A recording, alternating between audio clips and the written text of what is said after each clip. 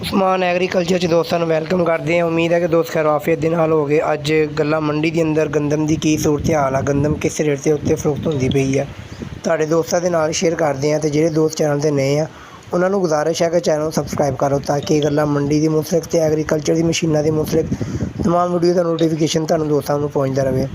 ਦੋਸਤ ਜਾਣਦੇ ਆ ਕਿ ਗੱਲਾਂ ਮੰਡੀ ਦੇ ਅੰਦਰ ਕੁਛ ਨਾ ਕੁਛ ਬਿਹਤਰੀ ਆਉਣਾ ਸ਼ੁਰੂ ਹੋ ਚੁੱਕੀ ਆ।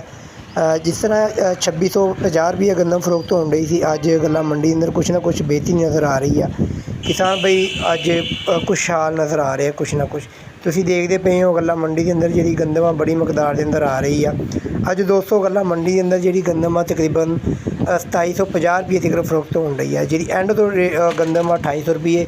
ਬਾਕੀ ਬਾਅਦ ਔਕਾਤ ਢੇਰੀਆਂ ਐਸੀਆਂ ਵੀ ਹੁੰਦੀਆਂ ਵਾ, ਉਹਨਾਂ ਨੂੰ ਜਿਹੜੇ ਘਰ ਵਾਲੇ ਆ ਉਹ 3000 ਰੁਪਏ ਦੀ ਖਰੀਦ ਕੇ ਲੈ ਜਾਂਦੇ ਆ।